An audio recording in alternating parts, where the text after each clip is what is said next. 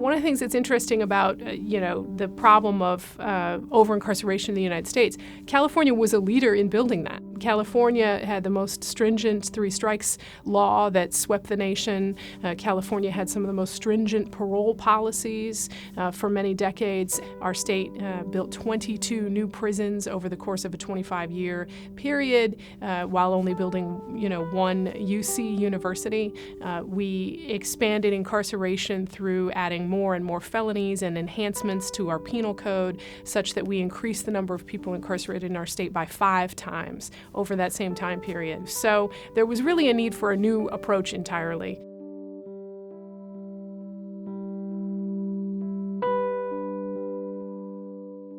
When we formed Californians for Safety and Justice, we started reaching out to people of all walks of life. People are concerned about and want safe communities. The question with over-incarceration is, has it gotten us that?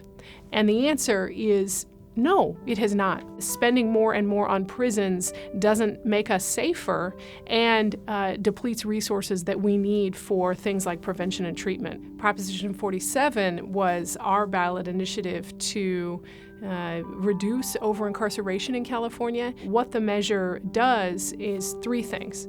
First, we take low-level nonviolent crimes and we reclassify them, we change them from felonies, which result in prison time, to misdemeanors. We also apply that change retroactively. The third thing the initiative does is it takes that prison spending money and it captures it.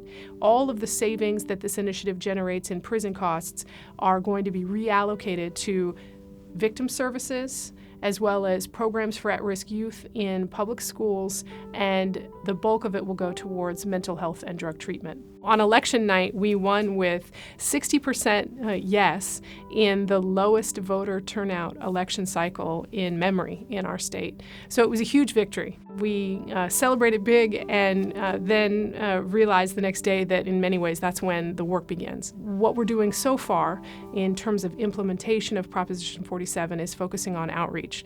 There's up to 1 million or more Californians that could be positively benefited by this law change. Our hope is that California will go from being a leader in the failed tough on crime era to a leader in the new movement for safety that's really built on fairness and effectiveness.